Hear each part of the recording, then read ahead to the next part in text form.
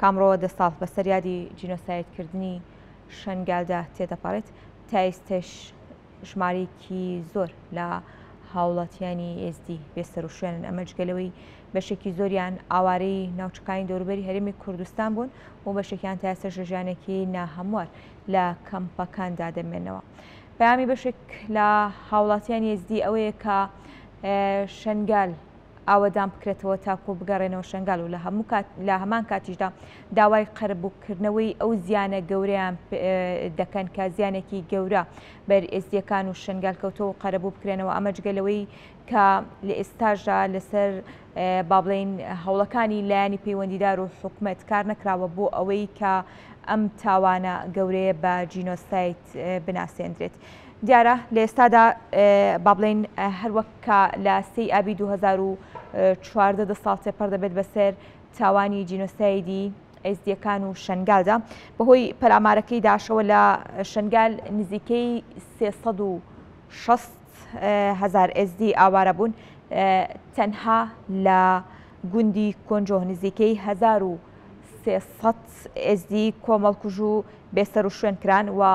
لە پەلامارەکەی داعش بۆ سەر شنگال 6417 هاوڵاتی ئێزدی دەستگیرکران و بەهۆی پەلاماری داعشەوە زیاتر لە 1400 ئێزدی شەهید بوون. لە هەمان کاتدا تا ئێستا نزیکەی 3554 ئێزدی ڕفێنراون و ڕفێنرا و ڕزگار کراون و 717 دیکەش هەتا ئەم کاتە بێسەر و شوێنن و چارەنووسیان نادیارە. پەیامی ئێزدیەکان لەم ڕۆژەدا داوا دەکەن کە هەوڵ بدرێت ئەو تاوانەی کە بەسەر ئێزدیەکان یاخود ئەو جینۆسایدەی بەسەر ئێزدیەکاندا هێنراوە قەرەبوو بکرێتەوە لەلایەن لایەنی پەیوەندیدارەوە. هاوکات شنگال نوێژەم بکرێتەوە و شنگال ئاوەدان بکرێتەوە تاکو ئەو ئاوارانەی کە لە ئێستادا لە کەمپەکاندا ژیانێکی ناهەموار بەسەر دەبن بگەڕێنەوە شنگال و بتوانن لەوێ ژیانێکی ئارام بەسەربەرن و هاوکات داواش دەکرێت ئەو تاوانی کە بەرامبەر بە شنگال کراوە بە جینۆساید بناسێنرێت هەم لەسەر ئاستی ناوخۆی و هەم لەسەر ئاستی نێودەوڵەتیش. تایبەت بەم بابەتە ڕاستەوخۆ لە شنگالەوە میوانمان هەیە کە زۆر بەڕێز سایما شنگالی ڕێخەری چالاکیەکانی تایبەت بە یادی شنگالە لە شنگالەوە لەگەڵمان دەبێت باس لە هەم ئامادەکاریەکان دەکەین و هەم باستەوە دەکەین کە لە ئێستادا داواکاری و پەیامی ئێزدیەکان چییە. خاتۆ سێما سڵاو دەبێت سپاس بۆ ئامادەبوونی بەڕێستان. ئەمڕۆ هەڵبەتە 2 ساڵ تێپەر دەبێت بەسەر جینۆسایدکردنی شنگالدا. بەر لەوەی کە باسدا داواکاری و پەیامەکان بکەین دەمەوێت بزانین ڕێخەرە یاخود ئەو چالاکیانی کە ئەمڕۆ تایبەت بە ساڵیادی جینۆسایدی شنگال ڕێکخراوە چین. بله گەلک مەمنون دەست خۆشیش بێ میوانکردنێ ڕاستیژی ئیرۆ ڕۆژەکە گەلەکێ زەحمەتە ئەلبا جڤاکە ئێزیدی هەمووکێ یەکسەری شنگالێ ژبەر ئەڤ جینۆساید نەتێتە ناسکردن وەکە پەیڤەکێ ئەلبا ملەتێ ئێزیدی بەلێ لڤێ ڕۆژێدا یعنی هەر تشتێمەی هەی مەجدەستا چێ کە ئەم بێژن تشتێکی پیش ئینسان نەبوومە ئینسانش دەستدا شەرەف و ناموسمەش دەستدا مالێت نەمان ڕاستیژی ئەف تشت ئلما کە هەتا ئیرۆژی برینە ئێزیدیا هەمووکە ئەکوورە و ئەف هاتیە عالیەکی بە ئەب مخابنی بە هاتانها یعنی هەنێکژی ئەلبن چادرا دەدعیشن مخابنی بە هاتانها چەند گۆڕێت کۆم هاتانها وەکە هەویە دوان نەهاتینە کەشفاندن ئەمت بینن تەقسیریەکە گەلەکێ مەزن ئیشعالی حکوومەتێ بە ئێزیدیا تێتا ئەکردن. باشە خاتو ئێستایمە هەڵبەتە کارەساتەکە کارساتێکی خۆشتە بەسەر ئێزدیەکاندا هاتووە. لە ئێستادا ئێزدیەکان با بڵێن هەتا ئەم کاتێش ساڵ لە دوای ساڵ ئازارەکانیان قوڵتر دەبێت. لایەنی پەیوەندیدار بۆ قەرەبووکردنەوەی ئەو تاوانە گەورەی کە بەسەر ئێزدیەکان هاتووە و جینۆسایدی کە بەسەر ئێزدیەکاندا هاتووە تا چەندە لە هەوڵدان یاخود قەرەبووەکان لە جێی ئاستی پێویستدا بۆ ئێزدیەکان.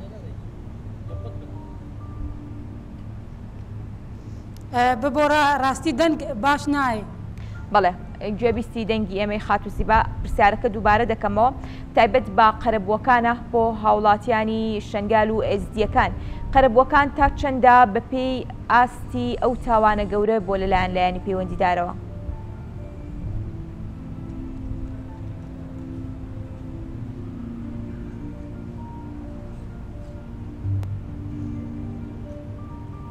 خاتووزیبا گوێبیستی دەنگی ئێمەی بەڵێ العفو بەس پرسیارەکە جارێکی دیکە دووبارە دەکەمەوە باس لە قەرەبووەکان دەکەم دەپرسم قەرەبووەکان تا چەندە بە پێی پێویست بووە بۆ ئێزدیەکان تا چەندە توانراوە لایەنی پەیوەندیدار بە پێی پێویستە ئاست ئەو تاوانە گەورەی کە بەسەر ئێزدیەکاندا هاتووە قەرەبووتان بکاتەوە؟ بله راستی گلکه مهم بو یعنی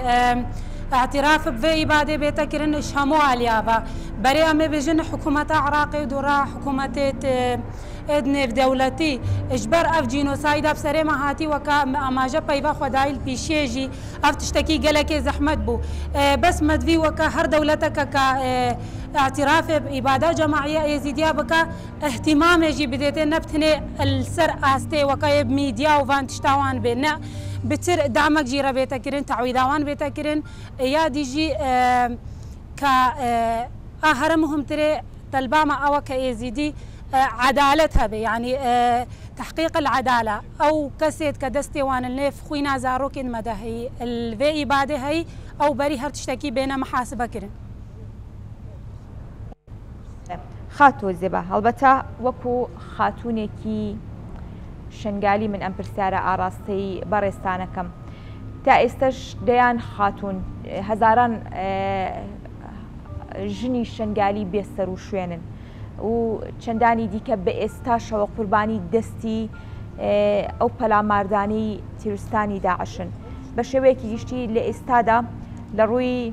دەرونی و هەنگاوەکانی ژنانی ئێزدی بۆ ڕزگاربوون لەم کارەساتە و بارودۆخە دەرونیە ناهەمواری بەسەریاندا هاتووە چۆن کاری لەسەر کراوە؟ بله راستی وەکە ژن ئایزیدی الێ فەرمانێدا بۆ قوربانی هەرەمێسترێ ئەف تشت هاتە خۆیاکردنش هەر کەسێکیرە و نهۆژی یعنی نزیکە 3000 کە هەتانها ئەم نزانن جهێوانی کێ دەرەیە أف ملفا مختطفات ديزيدياجي متخست إنه بتصير حكومات سريخوا لإيشاند با وش آلية نفسي جيبا إيد كا وكا تحرير بوينيان جي هاتينا رزقار كرن أكيد أول محتاجي دعم كينا فيرا هاد بانا سكناندن راستا يرو وكا قانونا ناجيات الازيديات هيا بس أف در حقيوان درناك هفي دفيا بتر دعميوان هاد باكرن يعني چند دعم جوان كجو جنارة بيتا كرن هيجي كيما اجبا الباوان معاناتي هاوان ديتين باشا لێستاشدا چەندین ژنی ئێزدی هەیە کە بێسەر و شوێنن چۆن داوایانی لایەنە پەیوەندیدارەکان هاتوونەتە سەرخەتیان هەمانگی و هاوکاریەکان لەگەڵ ڕێکخراوەکان لەگەڵ لایەنی پەیوەندیدارەکان بۆ ئەوەی چارەنووسی ئەو ژنانە ئەو ئێزدیانە ئاشکرا بکرێن؟ بله راستی شروجا بريده وحتى إيروجي كوكا خلقي زيدي أم داخوازيش حكومة يتكن لجنة بيت الشكلاندن أو لجنة جي تنسيق بوان جهات رتشيكا وكا مثال مخيم هول دا كاربن وان كجوجنا رزقار بكن بس أمد بينن يعني حكومة كاري عائلة داعش بينه برنامجك يجير بقدمينه دعمي وان بكا وكل كامباجات عادة لين كارين كجوجنات ازيديا بينن هاتانهم باشا دەمەوێت باسی دیوە گەشەکەی دیوە ڕوونەکەی ژنانی ئێزدی بکەین وەک لە ڕابردووە هەتا ئەم کاتێش بینی ومانە بەشێکی زۆر لە ژنانی ئێزدی دوای ئەو تاوانە گەورەی کە بەسەریاندا هات توانیان دووبارە دەست بە ژیان بکەنەوە دووبارە لەسەر پێی خۆیان بۆستنەوە تا چەندە گرنگە ژنانی ئێزدی کۆڵ نەدەن جارێکی دیکە سەرباری ئەو کارەساتە گەورەی کە بەسەریاندا هات بتوانن لەسەر پێی خۆیان بن و بتوانن ئەو بارودۆخە دەرونیەی کە بەسەریاندا هاتووە تێپەڕێنن لەم ڕووەوە لایەنی پەیوەندیدار ڕێکخراوەکان تا چەندە هاوکارتان بوون؟ بله وكا البيشيجي مقوتي كجنة إزيديا راستا بونا قربانية هرم مازنتري لكارين ببنا دنجي جينوسايدا إزيديا الهمو دنيا يجي كارين رسالة خو بجهنن همو دنيا كارين أو دعشت كأفب سريوان آني الدنيا دا بشكينن راستيجي قوتا جنا إزيدي تجارة ناشكي وإرادة وي أزبه ورم قلقش إيشو آزارد وي بتربو لوماجي دس داناي بوكا دنجي ملتي خوا الهرجي هاكي باشا باس دەوەکرد کە ژنانی ئێزدی خۆیان توانیان دەنگیان بگێنە سەرانسەری جیهان و پەیامەکانی خۆیان بگێنن ئەو نەهامەتیانەی کە بەسەر ژنانی ئێزدیە هاتووە بگێن و ئەم کەیسا با بڵێن بە دنیا بناسێنن بە شێوەیەکی گشتی لەسەر ئاستی حکومەتێرێم و هاوکات لەسەر ئاستی حکومەتی عێراقیش تا چەندە کارکراوە بۆ ئەوەی کە ئەم تاوانە هەم بکرێت بە تاوانێکی نێودەوڵەتی و هەم بە جینۆسایدیش بناسێنرێت وەکو ژنێکی ئەزدی پەیام و داواکاری بەڕێستان لەمڕۆ چییە؟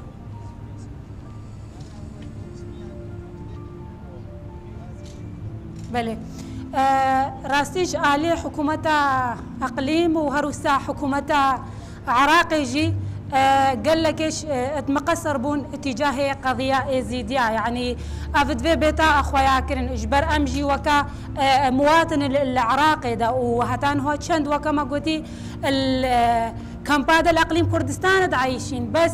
كجينوسايدا ازيديا نها تبرجاف وكا ابوي شكليان وي حجمي مازني كبسري مهاتي لبيغو من هكا ام فقرين كجو جنات تخسير نكر هكا كارين دن بقيهنا اوان حكومة جي بس با هر هكا ام بين فقرين هر تشتكي هاتي كرن آلي ازيديافا بل كل سر آلي هوية بي هات وكرن چما ام ازيدي بو نفهاتا كرن لو ما جي بلكي هتا ايرو رسالة مبدرستين ندقشتوان حكومتا يانجي سريخوا لنتي شاندن اجبر بترجي حكومة ويتشتي بكاردين هكا بترد عن سريبن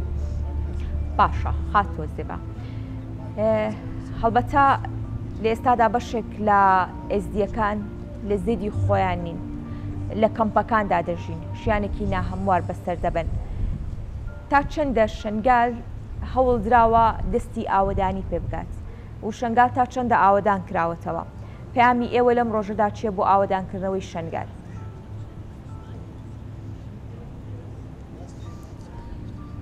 از بيجم شنقال بخلكي خو آباد بي شنقال بقريانا خلكي خوي آبادان بي أفجي يعني نها خلق خوب خوا قندو مالت خو آباد كا تدعمي حكومي جيران نهات يكرن هكا عمل هي بيا حكومتي بمينن بلكي هتا 20 سال دي تريجي البنوان شادر دا ام بمينن لو ما جي ازي بيجم ايرو شنقال بخلكي خو آبايا بترش 3000 خلق بقريايا ام كارن بيجن حياته تيدا طبيعيه راستا مقابر جماعي ماينه راستا هيش قالك مال وقندت كتينا بيد في دعمك حكوميه ليه شنقال السر دستي خلكي خوتي تابا كرن يعني قالك جار السر ميديا وهرتكيوان ريل بر خلكي تكتن شنقالنا آمنة وقالي تشتيجواني بيجن لراستيجي أفهموا نوسانية يعني شنقال وكهر باجاركي جيت عراقية إيرو كخلكي وفقرية بيشوازي واللي تكترن والسر دستي خلكي خويتا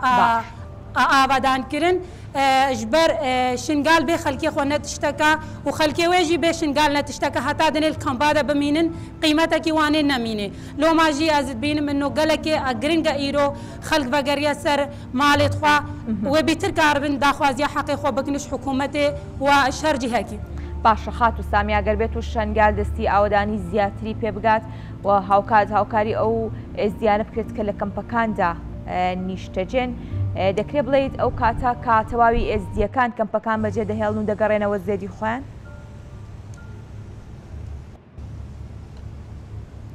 العفو بس تكاري دوباره بكي سؤال اخر بەڵێ پرسییم ئەگەر دەستی ئاوەدانی زیاتر بە شەنگال بکات ئەو ئێزدیانەی کە لە کەمپەکاندا دەژین و ئەگەر لەلایەن حکومەتەوە هاوکاری بکرێن دەکرێت بڵێن کە تەواوی ئێزدیەکان کەمپەکان بەجێ دەهێڵن و دەگەڕێنەوە زێدی خۆیان ئەمە زیاتر پێیوەستە بە هاوکاریکردنی حکومەت بۆ ئێزدیەکان بەڵێ ئەکید يعني